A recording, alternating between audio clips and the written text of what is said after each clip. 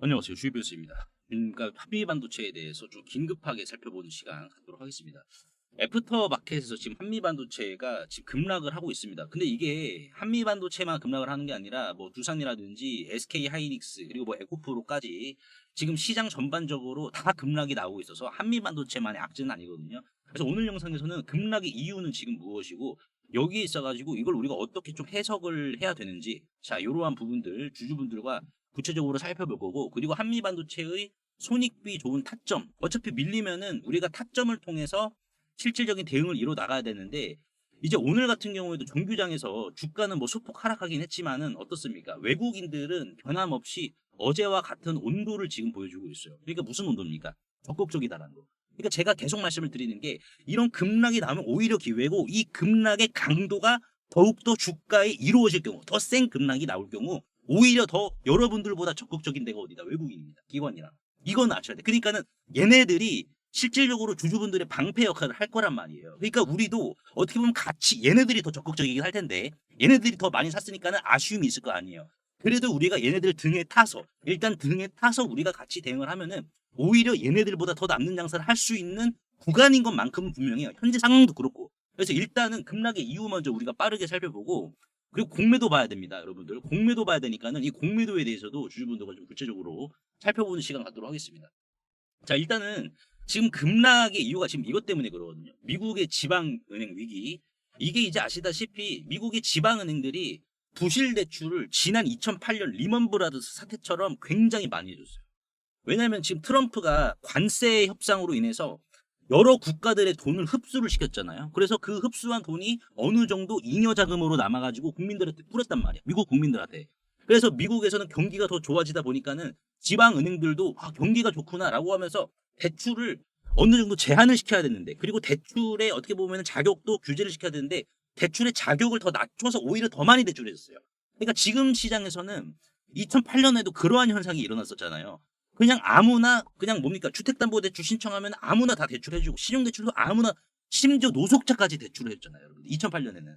그러니까 지금 시장에서는 아니 2008년을 연상시키는 이러한 지금 위기가 나오지 않느냐라는 이 트라우마가 지금 떠오르는 겁니다. 그래서 지금 우리나라 시장뿐만 아니라 애프터마켓에서 영국 시장까지 동시다발적으로 지금 급락이 나오고 있는 거예요. 그러니까 한미반도체만의 문제는 아니야. 자, 그러면 여기에서 이제 우리가 중요하게 봐야 될 것은 연준의 입장입니다, 여러분들. 연준의 입장인데 지금 현재 유동성 자체가 좋아요. 유동성 좋은데 연준도 잘 보시면은 미국의 지방은행이 부실 대출 급증으로 도미노식으로 어떻게 보면 파산이 나온다라고 하면은 연준의 책임이 크기 때문에 이거 어떡하겠습니까? 이거를 이제 누른단 말이에요. 지금 지방은행의 리스크가 올라왔어. 두더지처럼 올라왔단 말이에요. 그러면은 어떻게 한다? 연준에서는 요거를 관리를 해야 되기 때문에 이 문제를 눌러야 돼. 그러면 이 문제를 누른다라는 것은 뭘 의미를 하겠어요? 금리 인하, 여러분들. 안 그래도 이제 저번에 파월 의장이 한 차례 좀 금리 인하 했잖아요, 여러분들. 금리 인하를 했기 때문에 실질적으로 여기에서 자, 한 번 더 이게 리스크가 수면 위로 올라오다 보니까는 더욱더 적극적인 금리 인하로 이러한 부분을 완화시킬 가능성이 매우 높습니다. 완화시킬. 그래서 지금 이게 지방은행의 부실 대출 급증이 이제 뭐 2008년 리먼 브러더스 사태의 초입 부분과 매우 유사한 부분은 맞지만은 실질적으로 해결할 수 있는 시간도 충분하고 해결할 수 있는 여력도 가능하고 그렇다라고 해서 지금 쏟아진 물이 많이 쏟아진 것도 아니고 그렇기 때문에 충분히 지금 미국 정부에서 잘 대응할 수 있는 이러한 상황이다라고 보시면 될 것 같습니다. 그래서 지금 급락은 나오고 있는데 아래 꼬리 보세요. 손잡이를 길게 달았어 지금. 여러분. 근데 여기에서 만에 하나 추가적인 급락이 뭐 개파락 이후에 이렇게 뭐 이런 식으로 한번 나온다. 이거는 우리가 받아야지. 근데 중요한 것은 우리가 공매도의 의도를 또 봐야 됩니다. 왜냐면은 지금 한미반도체가 주가가 올랐음에도 불구하고 지금 공매도 잔고가 기승을 부리고 있거든요. 지금 보시면은 한미반도체가 자 여기 9월 19일부터 4,800억 원이었던 공매도 순보유 잔고 금액이 어떻게 됐습니까? 지금 10월 14일자 기준으로 봤을 때 6,300억 원까지 치솟았어요. 자, 주가가 오르는데도 실질적으로 이렇게 공매도가 증가를 한다. 자, 그러면 이거는 뭘까요? 얘네들이 우리는 이제 여기에서 떠나지 않겠다. 한번 해볼 테면 해보자. 라고 이거 다시 한번 더 이렇게 전면 도전장을 내미는 거예요. 지금 주주분들께. 한번 싸워보자, 다시. 오른 상황에서. 누가 이기나? 이번에는 제대로 한번 해보자. 이게 늘어났으니까. 자, 그럼 우리가 이걸 어떻게 해석을 해야 되냐? 이게 중요한데, 자, 지금 현재 한미반도체에 들어가 있는 공매도 잔고의 평단을 좀 보겠습니다. 공매도 세력들의 평단. 자, 이걸 이제 키움증권을 통해서 우리가 산출을 할 수가 있는데, 자, 9월 15일부터예요. 기준은 9월 15일부터 실질적으로 한미반도체 공매도 이제 평균가, 그리고 이제 공매도 매매 비중, 공매도량, 자, 요거를 이제 다 종합해서 산출시킨 공매도의 이렇게 평균 단가인데, 이게 이제 아시다시피 요걸로 엑셀로 이렇게 나와요. 엑셀로 나오는데, 이게 뭐 엑셀 수식 에버리지 사용해서 초등학생들이 하는 것처럼 이렇게 공매도 평균가를 통계를 낸 게 아니라, 제가 공매도 평균가를 낸 기준은 뭐냐면은 이겁니다. 각 날짜별 공매도량 곱하기 매매 비중. 그럼 가중치가 나와요. 네, 가중치가 나오는데 이 가중 합으로 나눈 정밀 가중 평균 단가를 구했습니다. 그래서 뭐 초등학생들처럼 요거를 다 이렇게 드래그 해가지고 에버리지해서 구한 게 아니라, 실질적으로 지금 공매도 세력들의 이제 비중도 있잖아요. 공매도 양도 있잖아요. 그렇다 보니까 요거를 다 합산시킨 단가라고 보시면 됩니다. 그래서 지금 현재 최종적으로 봤을 때는 9월 15일부터 이제 여기 나와 있는 이제 10월 17일까지죠. 금요일까지, 오늘까지 봤을 때, 자, 오늘까지 기준으로 본다라고 하면은 공매도의 평균 단가는 종합적으로는 98,052원입니다. 98,052원. 그러니까 얘네들이 98,000원 이하로 떨어지면은 수익 구간으로 진입을 하는 거예요. 그렇다 보니까는 지금 공매도량 는 거 보세요. 지금 이게 9월 이제 18일, 19일 이렇게 늘었잖아요, 여러분들. 는 건 뭐예요? 기존의 공매도에 이제 물량이 있던 애들이 주가가 올라가니까 손실로 귀결이 될 거 아니야. 그러니까 이 손실을 이제 더 줄이기 위해서 물타기를 한 거예요. 기존 애들이 물타기를 해서 이런 식으로 나와서 98,000원으로 올라갔고, 그 전에 공매도의 평단은 9만 원이었다라고 보시면 됩니다. 그래서 지금 얘네들 입장에서는 이제 아직은 98,000원 위에 있는 상황이기 때문에 실질적으로 좀 더 봐야 된다. 오히려 얘네들이 급하고. 근데 만약에 주가가 98,000원이죠. 여기까지 간다라고 하면은 하락 압력은 유지될 가능성은 높은데, 자, 여기에서 변수가 뭐냐면은 실질적으로 요게 됩니다. 바로 대차 잔고예요. 대차 잔고. 이게 이제 얼마에 들어올 거냐.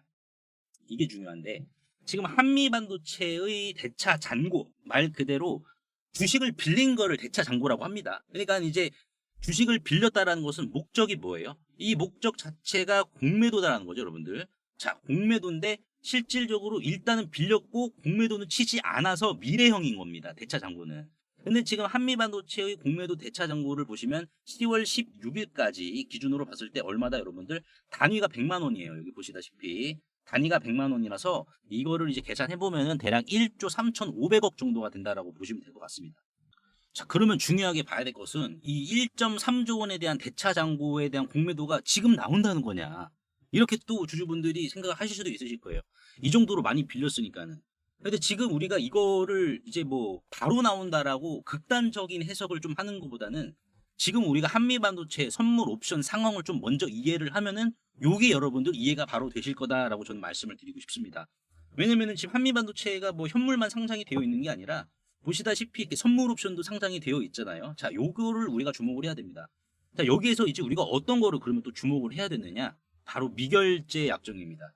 이 미결제 약정이라는 것은 이거예요. 이제 선물 옵션에서는 매수를 뭐라고 의미를 하냐면은 콜옵션. 이 콜옵션을 매수라고 하고요. 그리고 이제 매도, 공매도 세력같이 주가가 내려가길 바라는 애들, 얘네들은 이제 풋옵션을 때립니다. 그래서 매도는 풋옵션. 그래서 콜옵션 한 계약과 풋옵션 한 계약이 둘이 쌍으로 형성이 되면은 미결제 약정 한 계약으로 성립이 된다라고 보시면 돼요. 자, 그러면은 이 미결제 약정은 결국 매수와 매도 1대1 비율로 생긴 거다. 이렇게 이해를 하시면 될 것 같은데, 자, 근데 여기에서 이제 우리가 중요한 게 뭐냐면은 9월 29일 사망 계약이었던 한미반도체의 미결제 약정이, 자, 10월 17일 금요일 기준으로 어떻게 됐습니까? 계속해서 미결제 약정이 증가하고 있죠. 자, 그러면은 미결제 약정이 증가한다는 것을 뭘 의미를 하냐면은 변수를 의미합니다. 주가의 변동성.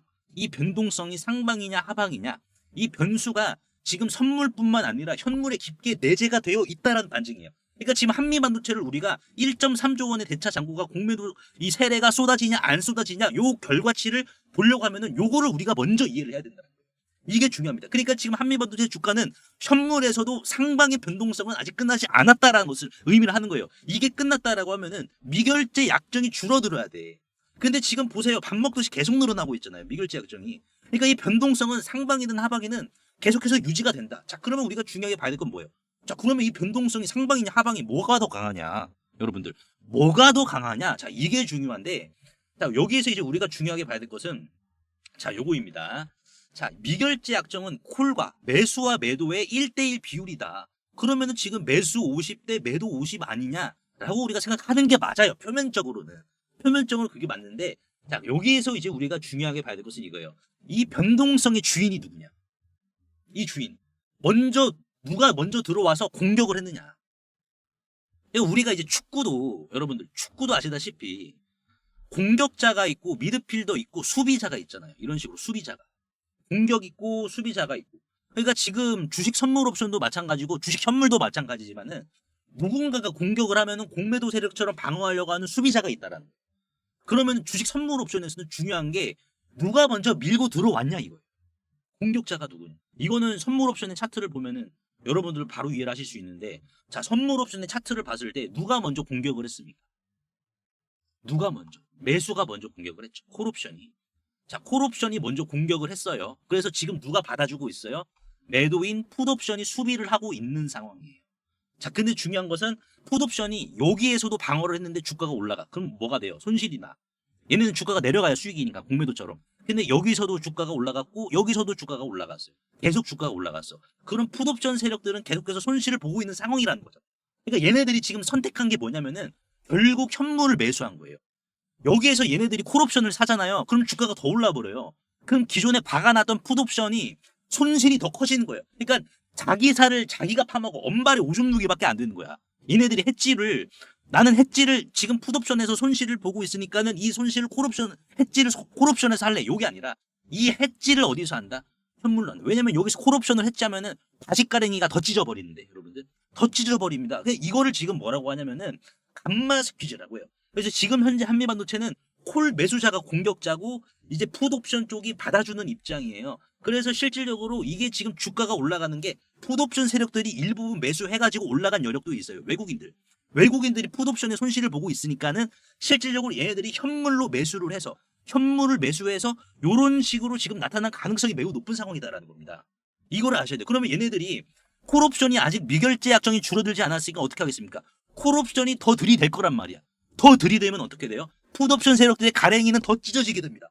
그럼 풋옵션 세력들은 어떻게 해야 되겠어요? 어떻게 해야 되겠습니까? 얘네들이 해지를 해야 돼. 물론적으로 이걸 델타 해지라고 하는데, 이 해지를 하기 위해서 주식을 산단 말이에요. 그럼 주가가 급등을 하게 됩니다. 근데 이 손실의 폭이 더 커져. 풋옵션 세력들이. 그럼 어떻게 해요? 더 많은 주식을 사야 돼요, 여러분들. 더 많은 주식을 사야 돼. 이거를 반복한다라는 것이 감마스퀴즈라는 거예요. 감마스퀴즈. 근데 지금 중요하게 봐야 될 것은 결국에는 뭐가 된다, 여러분들? 콜옵션 세력들이 주가를 밀어붙이고 선물도 밀어붙이고 풋옵션 세력들도 결국 여기에서 현물을 매수를 하는 건데, 여기에 이제 1.3조 원. 한미반도체 이거 1.3조 원. 자, 이거는 그러면 뭘까요? 이거는 결국에는 우리가 어떻게 해석을 할 수가 있냐면은 콜옵션 세력들이 사라지고 난 다음에 들어온다라는 말씀이에요. 이게 언제 사라질지는 몰라. 근데 일단 빌리긴 했어. 빌리긴 했는데 이게 100%다 공매도로 쏟아진다라는 것도 아니에요. 우리가 봤을 때는. 그러니까 지금 이 물량이 쉽게 공매도로 들어오지 못하는 물량으로 우리가 해석을 할 수 있잖아. 왜? 지금 선물 옵션에서 얘네들이 안 나갔으니까는. 여러분들, 미결제 약정이 17일자 금요일 기준으로 봤을 때 이게 줄어들면은 이제 공매도 세력들이 입장할 타이밍은 맞긴 한데 이게 지금 줄어들지 않고 유지가 되고 있는 상황이잖아요. 그러면 뭡니까? 지금 주식 선물 옵션에서 이 콜옵션 세력들이 이거 더 밀어가지고 어떻게 한다? 위로 더 밀어서 풋옵션 세력들의 가랭이를 제대로 찢어버리고, 그러면 얘네들이 주식의 현물을 더 사겠죠. 그러면 현물이 또 선물을 끌어올리는 역할을 또 한단 말이에요. 현물이 선물을. 그러니까 지금 1.3조 원 자체가 무의미한 이유가 여기 있다라는 거예요. 콜옵션 세력들이 더 우위입니다, 여러분들. 얘네들이 현물을 찍어 누른다라고 하면은 콜옵션 세력들이 어떻게 하겠습니까? 오히려 주식 선물 옵션을 더 끌어올려가지고 풋옵션 세력들의 가랭이 완전 찢어지게 해버려. 그러면 풋옵션 세력들이 주식 현물을 더 사. 주식 현물을 더 사면은 공매도 친 애들은 어떻게 돼요? 공매도 친 애들은 자연스럽게 손실이 가중이 돼. 좀 어렵죠, 여러분들. 약간. 제가 좀 너무 소리를 흥분해서 지른 것 같은데 본의 아니게 이렇게 됐는데, 자, 뭐 다시 정리해 봅시다. 자, 대차장부 1.3조 원은 쉽게 못 들어온다. 왜? 자, 얘네들이 공매도를 쳤어. 만약에 자, 공매도를 쳤다라고 해봐요. 자, 공매도를 쳤습니다. 1.3조 원에 대해서. 그러면은 주가가 밀리겠죠. 당연한 거죠. 밀립니다. 근데 한미반도체 콜옵션 세력들이 나갔어요, 안 나갔어요? 안 나갔어. 안 나갔으니까는 콜옵션 세력들도 현물을 산단 말이에요. 그러니까 이중 수익을 노리고 들어왔어. 근데 공매도가 들어와? 야, 그럼 풋옵션에서 조지자. 풋옵션 애들 조져가지고 이거 강제로 얘네들 델타 해지해서 한미반도체의 현물을 사게 만들어버리자. 그러면 어떻게 된다 여러분들? 공매도 친 애들 1.3조 원 공매도 친 애들은 주가가 더 올라가니까 손실 가중돼서 쇼커버라든지 쇼스퀴즈의 연쇄 작용을 또 불러내버려요. 여러분들. 그러니까 콜옵션 세력이 갑이라는 거야 지금은. 그래서 1.3조 원에 대한 부분 여러분들 이 1.3조 원에 대한 부분에 대해서 우리가 막 뭡니까 우려할 수는 있어. 할 수는 있지만 분명히 봐야 될 것은 이거 쉽게 못 들어오는 물량이다. 그러면 이 물량은 뭐예요? 그러면은 이 물량들은 얘네 물 탄 거라니까. 왜냐면은 지금 상환 기간이 공매도가 1년이잖아요. 1년 넘어도 과징금 얼마 안 때린다 그래가지고 그냥 오래 기간 동안 뭐 가지고 있는 것도 있대요, 여러분들. 근데 뭐 그만큼 수수료는 더 묻겠죠. 그럼 여기에서 이제 우리가 중요하게 봐야 될 것은 뭐예요? 결국에는 콜옵션 세력들이 이제 선물이라든지 현물 관리를 잘해주고 있기 때문에 우리가 타점만 선점하면 된다라는 거예요. 타점. 그래서 뭐 여러분들께서 뭐 수급을 통해서 이게 아니라 저는 보다 좀 더 정교한 타점을 좀 말씀을 드리고 싶어서 요거를 좀 가져와 봤습니다. 요즘 뭐 다 AI가 그러는데 한미반도체입니다. 한미반도체. 제가 이거를 말씀을 드리는 이유가 뭐냐면은 매도가 어느 정도 굉장히 확률이 높아. 고점 매도에 대한 적중률이. 그래서 예를 들어서 한미반도체가 이제 과거 이제 고점을 갱신을 했을 때 정확히 이 시그널은 자 여기에 매수해서 정확히 여기에 매도 신호 셀이잖아요, 여러분들 셀. 여기서 매도 시그널이 나갔어요. 매도 시그널. 그래서 주가가 쭉 밀리는데 여기 뭐 어중간한 자리에서 매수 신호 또한 발산을 시키는 게 아니라 정확히 이 자리에서 이렇게 발산을 시켰어요. 이 자리에서. 그리고 나서 어떻게 됐다? 매도하고 나서 주가 밀렸죠. 다시 매수, 매도 이런 식으로. 그래서 이거를 기준으로 해가지고 이것도 보시면은 자 이 구간도 마찬가지예요. 자 매수 들어갔습니다. 매도 주가 밀리죠. 매도 후에 주가 밀리죠. 여러분들 항상 매도 후에 주가 밀리고 그렇죠. 매도 후에 주가 밀렸어요. 이런 식으로. 물론 지금 이게 매도는 적중률이 높은데 매수는 약간 좀 신빙성이 떨어집니다. 여러분들 요 구간이 아직 이제 알고리즘 최적화를 하진 못했는데 매도는 좀 맞는다. 여러분 매도는 적중률이 높아요. 근데 지금 한미반도체 주가가 이렇게 올라갔음에도 불구하고 매수 시그널 이후에 어떻다? 매도 시그널이 안 떴기 때문에 이 시그널을 기반으로 해가지고 제가 운영하고 있는 이 정보방에서 제가 좀 대응을 해드리도록 할게요. 여러분들 이 정보방에서. 그래서 정보방 보시면은 일단 오늘 오전에 수익 다 냈고 오전에 수익 다 내가지고 실질적으로 이제 뭐 그냥 놀고 있는데 일단 한미반도체 주주분들을 위주로 해서 한미반도체 반등 나올 겁니다. 콜옵션 세력들이 아직 남아 있으니까는. 그러면 어떻게 되겠습니까? 당연히 주가 더 올라가. 그럼 우리가 얼마에 일단은 단기적으로 매도를 하고 우리가 리스크를 좀 해소를 시켜야 되는지. 우리가 이제 더 끌고 가면 좋겠죠. 근데 끌고 가는 과정이 이렇게 나올 수가 있고 뭐 요렇게 나올 수가 있고 다양한 방식으로 나올 수가 있어요. 근데 우리가 단기적으로 고점 갱신시켜주면은 얼마에 팔 건지 그리고 만약에 주가가 밀리면은 요거를 우리가 자 이 시그널을 활용해서 또 이제 매수 들어가서 또 반등 나오면은 매도하는 이러한 전략으로 우리가 접근하자고요. 지금 지방은행 이게 이제 얘기가 나왔으니까는 이게 이제 어느 정도 빨리 해결이 될 수도 있고 늦게 해결이 될 수도 있으니까 여러분들 이제 일단은 우리가 이 시그널을 활용해서 매도에 대한 적중률은 높습니다. 뭐 다른 종목 하나 우리가 볼까요?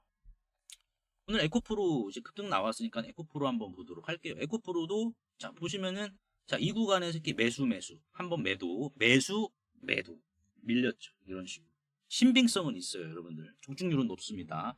그래서 이제 한미반도체 우리가 이제 재차 고점 갱신하면은 일단은 우리가 이제 고점 매도를 얼마에서 할 것인지를 제가 요 시그널을 통해서 제가 잡아드릴게요.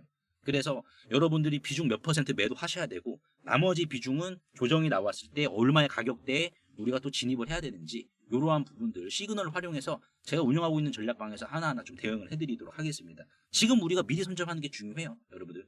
한미반도체 매수 급수는 얼마인지 만약에 여기에서 추가적인 급락이 더 나온다라고 하면은 우리가 얼마에 또 매수를 해야 될지 이러한 부분들까지 하나하나 제가 전략방에서 여러분들께 안정적으로 잡아드리도록 하겠습니다. 그래서 상단에 보이시는 제 개인 번호로 한미라고 간단하게 문자 한 통만 보내주세요. 이렇게 간편 문자 보내기 제가 링크를 걸어드렸습니다. 요거 한 번만 터치해 주시면은 2초 이내로 바로 문자 이렇게 보내실 수 있으니까요. 제가 확인 후에 전략방 링크를 남겨드리도록 할 테니까는 요거 터치하셔가지고 바로 입장하시면 될 것 같습니다. 한미 왜냐면은 다른 종목 주주분들도 계시니까는 일단은 제가 한미반도체 주주분이신 제가 봐야 될 거 아니야. 그러니까 한미반도체 주주분들 지금도 많이 계시는데 한미라고 문자 남겨주셔야지 제가 한미에 대한 브리핑을 문자나 제가 문자로도 남겨드릴 거예요. 아니면은 이제 내가 전략방 입장을 원한다. 그럼 전략방 링크까지 같이 보내드릴 테니까는 한미라고 문자를 남겨주셔야지 이 시그널로 산출한 정교한 매도가 그리고 매수가 이거 제가 다 실시간으로 문자나 전략방에서 잡아드리도록 하겠습니다. 여러분 지금 우리가 안정적으로 가야 돼. 흔들릴 거 없어요, 여러분들. 안정적으로 이런 급락은 주식시장에서 자주 나와요. 자주 나오는데 여기에 대한 우리가 이제 예방책, 나만의 무기 이런 거 하나 있으면 좋잖아요, 여러분들. 그 전략방에서도 제가 공유해 드릴 테니까는 이왕 이렇게 된 김에 여러분들만의 이 무기, 정말 이 단검, 스워드, 방패로도 공격할 수 있으니까는 이런 거 하나 여러분들 이번 기회에 한번 장만하세요.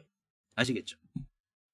그리고 2차 상법 개정안이 최종 통과를 한 상황에서 이제 우리는 하반기 그 어느 주식보다 이 자사주를 과하게 보유하고 있는 기업에 주목을 좀 해야 되는데요. 여기에서 이제 우리가 하반기 주식 농사를 끝낼 수 있다. 이렇게 좀 강조의 말씀을 드리고 싶은데 보시면은 지금 상법 개정에 자사주 활용 제한이라는 게 있죠. 즉 자사주를 마치 대주주의 지분인 것 마냥 활용하지 말고 이제는 정해진 기간 내에 불을 태워버려라. 소각을 하라라고 지금 이 상법 개정에서 명시를 했는데요.